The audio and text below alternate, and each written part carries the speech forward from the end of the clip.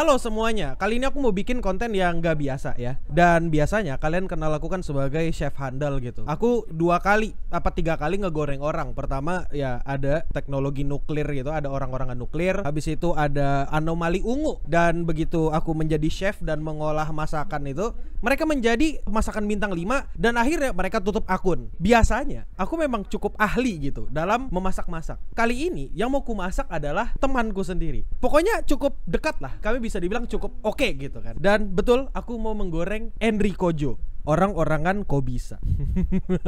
Kenapa tiba-tiba, Bang? Ada apa nih, Bang? Kenapa kau tiba-tiba ingin menggoreng Enrico Jo gitu? Nothing personal. Dan di sini aku bener-bener, dia melakukan kesalahan besar men, menurutku men. Kami sebagai sesama orang yang punya hobi yang sama dan minat yang sama, aku ngerasa kayak aku sedikit terhianati. Cuma kali ini dia bikin satu video yang judulnya adalah ReZero Season 3 hancur. Ini video kecewaan gue sama ReZero Season 3. Dia ngomong kayak gitu. Aku kesal, aku marah. Nah, jadi kita cek argumennya dia tentang ReZero ya. Jadi ya, karena aku sebagai pencinta ReZero nih, jadi aku mau coba ngelihat apa yang dia bilang masuk akal atau enggak. Oke, jadi kita langsung mulai aja.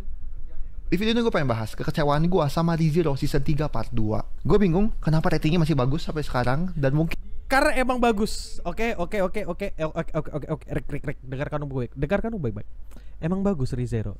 Gak ada ceritanya ReZero jelek. Kita dengarkan lagi. mungkin gue nggak tahu kalian punya pendapat lain. Gue sebenarnya sangat-sangat pengen mendengar.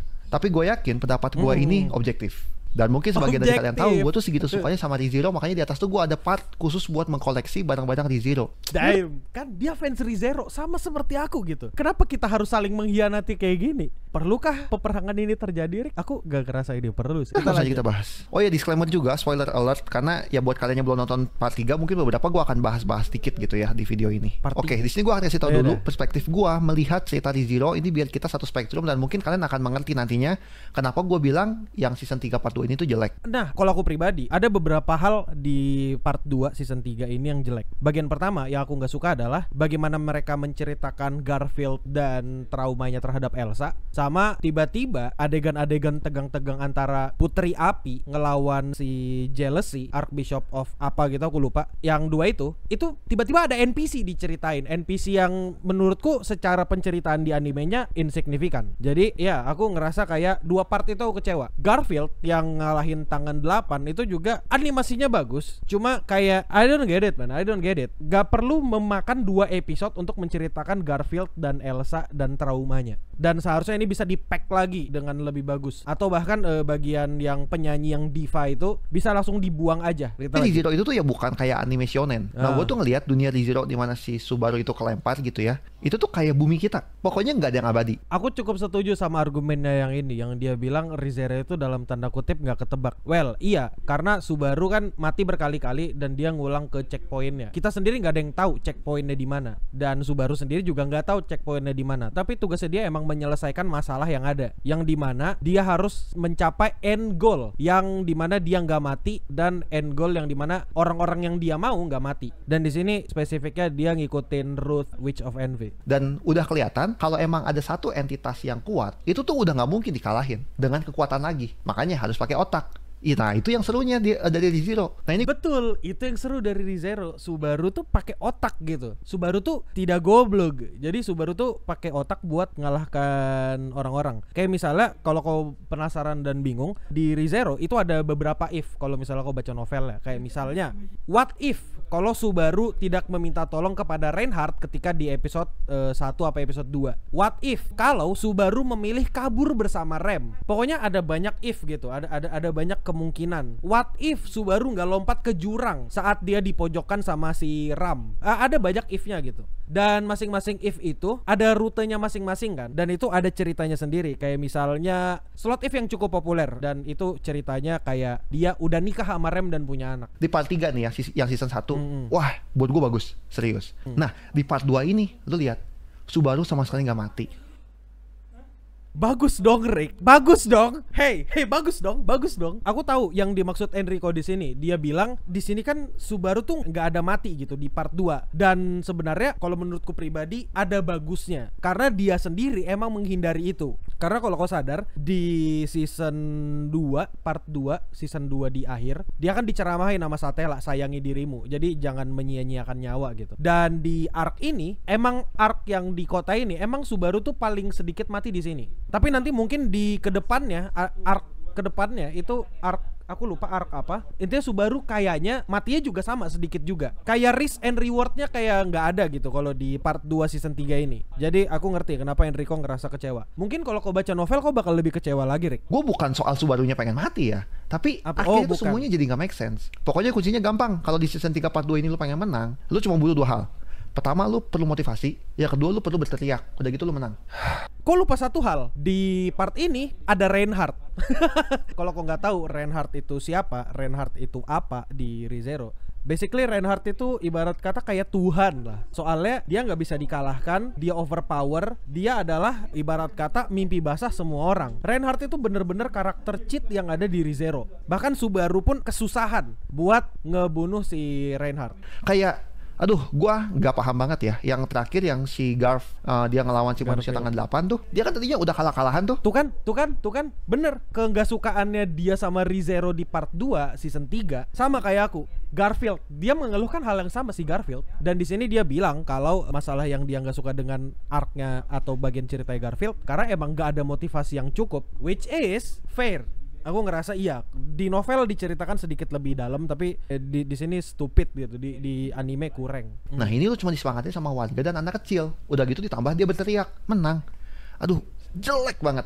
Itu. Tapi animasinya bagus, karena di sana ada pahlawan yang namanya Vincent Chansart, orang yang nggak animasiin One Piece juga. Dan ya, tapi salah satu animator yang menjanjikan. Ya ReZero bisa mendatangkan Vincent Chansart untuk nge-animasiin itu menurutku cukup bagus sih. Dan iya, aku setuju dengan Enrico di sini karena di season ini nggak jelas nih konteksnya. Si Garfield ini trauma sama Elsa, itu traumanya kenapa dan apa? Kan dia selama ini kayak ketakutan atau bahkan kayak ada trauma atau apapun itu ketika dia mau ngelawan orang atau ngebunuh monster. Dan setiap kali dia mau ragu-ragu mau ngelawan orang, tiba-tiba ada Elsa gitu. Itu stupid sih kalau kataku, karena gak diceritain dengan baik. Kalau di novel sih mungkin diceritain dengan baik ya. Kayaknya tuh seakan semua kemampuan lu tuh udah dikeluarin gitu. Tapi ada satu yang belum dikeluarin, yaitu berteriak dan motivasi. Jelek banget. ReZero yang nah itu, aku setuju banget tuh. Gua kenal tuh gak kayak gitu. Mungkin satu case lagi, yang Subaru tiba-tiba ngerti kekuatannya si Regulus. Itu juga gua nggak paham. Di novel dijelaskan bagaimana ceritanya Subaru bisa paham sama kekuatannya Regulus. Kalau di novel tuh dijelaskannya bagaimana si Subaru itu bisa nebak kekuatan Regulus bukan cuma dengan bintang, tapi lebih terperinci daripada yang ada di anime. Dan aku ngerasa kalau di novel oke. Cuma kalau di anime aku ngerasa juga kurang sih. Cuma reasonable kenapa dia bisa tahu kelemahannya si Regulus. Bener-bener banyak yang di-cut dari novelnya. Itu yang jadi masalah dari ReZero. Dan kalau kamu sadar, di ReZero kau sangat jarang ketemu opening dan ending. ReZero dari season 1 sama season 2 kau ketemu opening sama ending, itu udah bersyukur banget men. Tapi kalau sekarang kau sering banget ketemu opening sama ending. Satu-satunya episode ReZero sampai sekarang yang menurutku terbaik adalah waktu kepalanya Subaru plek lepas di tengah salju, yang dia di depannya ada pak gitu kan, terus dia cabut gitu. Itu episode terbaik kalau menurutku ya. Tapi kalau di sini direksinya entah kenapa berbeda banget dan kayaknya nggak bisa menyamai season-season yang sebelumnya. Jelas ini jelas banget cut karena durasi itu pasti. Dan emang nggak terlalu diceritakan dengan detail bagaimana Subaru itu bisa tahu. Oh iya ini bintang ini. Subaru tuh tidak pernah diceritakan punya riwayat bisa mengetahui itu kalau di animenya. Dan sebenarnya kalau kau ngebaca ReZero, kau udah tahu. Sebagai penonton kau udah tahu beberapa di antara Archbishop atau bahkan Witch itu referensinya ke bintang-bintang gitu, ke astronomi. Itu kalau kau baca novel. Tapi kalau kau nggak baca, silakan bersenang-senang dengan animenya. Di ReZero season sebelumnya, lu tuh selalu ada ketakutan, yaitu ketika lu udah mengalahkan satu bos gitu ya, lu tuh deg-degan. Ini benar nggak bosnya udah mati? Ya kan? Lu tuh selalu berharap, aduh, semoga nggak ada korban, semoga nggak ada korban, ya kan? Nah, dia ngebawa kejayaan di season 1 dan season 2 yang dimana emang agak sulit untuk di-achieve di season ini. Karena dari season 2 motivasinya Subaru itu udah jelas, yang dimana Subaru itu diceramahin sama Satella, sayangi nyawamu, sayangi dirimu sendiri, kurang lebih kayak gitu. Jadi ya well it's a fair point, fair untuk Subaru di mana dia berusaha untuk tetap hidup dan selamat, tapi ya agak berkurang enjoyment kita yang menikmati penderitaan dari Subaru dan bagaimana cara dia memecahkan masalah. Ya kalau dibandingkan sama sebelum-sebelumnya sih menurutku season 3 part 2 itu cukup weak sih untuk part 2. Maksudnya weak di sini weak penceritaan atau weak premis yang menjual dari ReZero-nya. Semua fight-nya dibikin sangat-sangat remeh gitu. Pokoknya lu cuman oh iya aku ngerti. Kukira animasinya yang remeh. Enggak mungkin. Ya mungkin yang paling berasa effort ya waktu si Subaru ngelawan Regulus gitu kan. Mungkin kita beberapa kali merasakan euforianya, akhirnya si Regulus tuh dibabak belurkan, diapain gitu. Cuman tetap aja itu cuman kayak serpihan kecil yang nggak bisa mengobati kekurangan dari plotnya yang rasanya terlalu dibikin nggak mikir aja gitu. Menurut gue ya. Bukan cuma menurutku juga sih. Terutama kalau kau ngomongin yang season 3 part 2. Karena season 3 part 2 menurutku tuh kayak emang gak banyak mikir, gak kayak season 1 season 2 bahkan. Season 1 itu picknya ReZero men, udah gak bisa didina itu. Dan aku berharap sih ya arc kedepannya harusnya lebih bagus, karena ada beberapa hal yang menarik di arc berikutnya. Cuma di arc ini emang menurutku arc yang cukup weak dari penceritaan. Menurut gue salah satu scene yang paling luar biasa itu tuh waktu di season 2 ketika Subaru cepet-cepet balik ke mansion buat dia nyelamatin orang-orang di mansion, ternyata pas dia balik udah badai salju. Ini dia ngomongin season 2 nih, season 2. Ya, nice bener. Tutup semua sama salju dan di situ si Emilia juga mati ya kalau gua nggak salah inget. Dan di situ Park ngamuk. Dia tuh berubah jadi kucing gede dan tiba-tiba si kameranya itu langsung extreme wide shot. Ini masih season 1 aja. Buru-buru kembali ke mansion, gue kira di season 2. Di season 2 juga ada yang kebakaran juga tuh gara-gara si badut itu Roswell. Bro, aku udah mention di awal kan tadi, di awal video aku bilang ini adalah episode yang paling absolut sinema dengan direksi paling absolut sinema yang pernah ada. Lagunya itu aku merinding. Setiap kali aku rewind atau nonton ulang itu episode, aku selalu merinding. Waktu aku bikin reels, ngedit, ada ngambil scene dari episode itu, aku langsung gitu, sumpah. One of the best episode. Ini gak pernah di-achieve lagi di season 2, bahkan di season 3. Di season 2 ada yang ingin mencoba, ada episode yang mau mencoba ini tapi kayaknya tetap kurang. Jadi kebayang kan kenapa gue kecewa sama season 3 part 2 ini gitu. Dan mungkin beberapa orang bilang, Bang, ya lu mah cuma nonton anime doang, baca dong novelnya biar lu paham. Ya oke, kalau gitu nggak usah bikin anime. Lu ngapa? Nah, pinter. Ada bang. Nah, itu dia selalu yang menjadi argumenku. Ketika ada orang bilang, ya lu ini nggak tahu sih komiknya gimana, lu nggak tahu sih novelnya gimana. Ya aku nggak tahu itu kenapa aku nonton animenya. Kalau emang kau cuma mendewakan novel, ya ngapain bikin anime? You know what I'm saying? Jangan salah, aku juga mengkritisi season 3 part 2 ini, terutama part 2, ya season 3 in general. Tapi tetap, ya emang bener poin dari Enrico. Keren, nice point, fair point. Ngapain bikin anime yang gak bisa dinikmatin? Ya gak usah bikin, ngapain? Kalau emang ujung-ujungnya lu harus baca novel gitu. Iya. Kalau banyak cheat. Imagine kau kalau mau nonton Marvel ya, kalau kau mau nonton Marvel kau harus baca komiknya dulu. Kalau nggak baca komiknya entar di gatekeep sama orang-orang. Tapi menurutku ini adalah kegagalan dalam adaptasi. Terutama itu sih di bagian yang penyair cewek yang bocil itu sama si Garfield. Itu dua kekecewaanku sih. Kayak mereka konteksnya terlalu kurang. Jadi mid banget. Beda banget sama di episode yang terbaru ini. Kayak episode 14 deh, yang Teresia Van Astrea. Nah, kenapa sih aku ngerasa episode itu jauh lebih kena, jauh lebih berarti daripada episode-episode sebelumnya? Aku ngerasa episode itu berarti karena kita udah tahu dari awal, dari season 1 kita diceritakan tuh, kita dikasih glimpse of Teresia. Dan kita dikasih sedikit hubungan, dikasih konteks antara hubungan si Wilhelm sama Teresia. Makin berjalan, di season 3 ini diperjelas kalau mereka itu suami istri dan mereka ini punya konflik bapak anak kakek nenek gitu.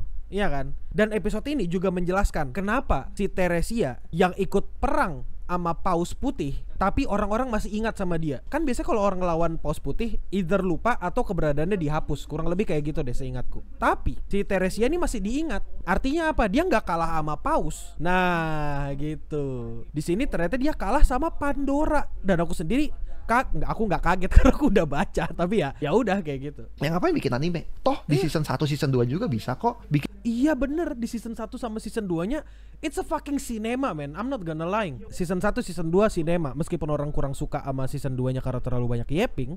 Tapi ya anime tetap bagus tapi masih ada lore yang tersembunyi gitu. Kayak di season 2 tuh beberapa orang mungkin agak bosen ketika ketemu si Kikna terus I'm not pre-watching this. I'm not joking.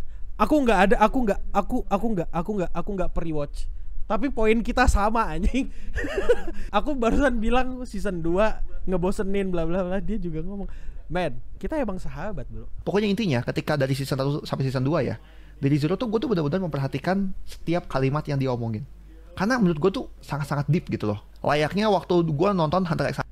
Iya, ini tuh di ReZero tuh every conversation is information. Ya, not everything is not every conversation per se, tapi bahkan beberapa scene itu adalah emang informasi gitu. Di ReZero yang butuh informasi itu bukan cuma Subaru, tapi penontonnya juga butuh informasi, dan it's a good thing. Hunter x Hunter tuh udah namatin 4 kali.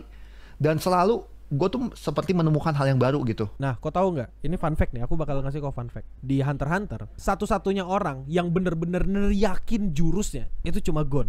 Kenapa sih cuma Gon yang meneriakkan jurusnya kayak jangken gitu? Alasan kenapa Gon meneriakkan itu karena pertama dia MC.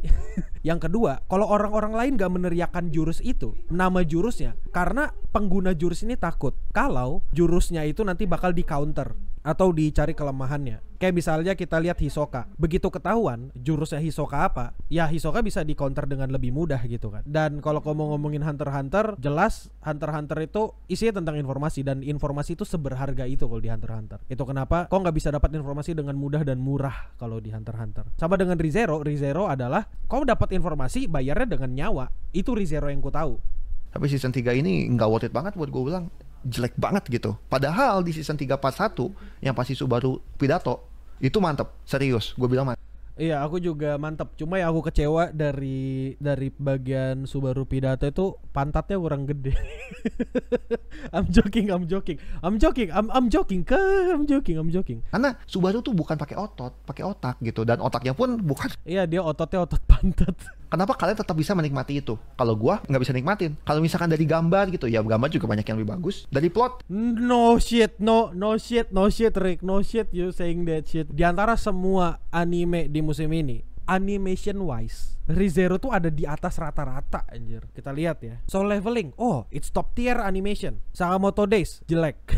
Kusuria, oke, masih oke. Kalau dibanding-bandingkan sama apalagi Dr. Stone no good man, no good.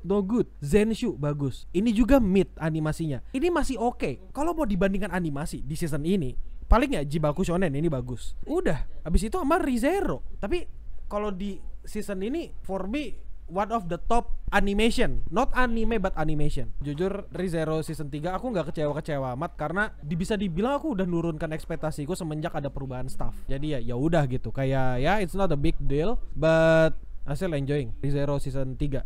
Cuma ya emang ada beberapa hal yang aku nggak nangkep, bukan nggak nangkep, memang kurang suka aja. Tapi to be fair, kalau mau dibilang ReZero season 3 hancur, I don't think it's bad thing. Kayak di season ini ada satu adegan yang tadi waktu aku nonton, aku tuh kayak what the fuck gitu. Ini adegan yang ini. Bla bla bla bla bla. Dia set mukul. Nah, ini angle-nya menurutku cukup ekstrim ya. Kalau dibandingkan sama anime-anime lain. Terus muter kameranya, it's not that bad. Kayak ya it's a good thing gitu untuk ukuran anime action. Ini juga bagus nih. Yang dia muter kameranya, ya itu ada beberapa angle yang menurutku cukup oke gitu. Iya, kameranya nggak malas. Ya aku cukup setuju sama Enrico sebenarnya. Tapi kalau dibilang jelek banget jelek sih, menurutku enggak juga. Ya enggak seburuk itulah. Tapi iya, kalau dibilang season 3 hancur itu berlebihan. Tapi emang gitu sih. Aku ngerti perspektifnya dia. Dia anime only, dan emang anime only tuh ya penderitaannya emang itu. Kau dapat banyak cut gitu, dan emang ngeselin sih kalau emang dapat banyak cut sih. Dan itu aja, nuhun.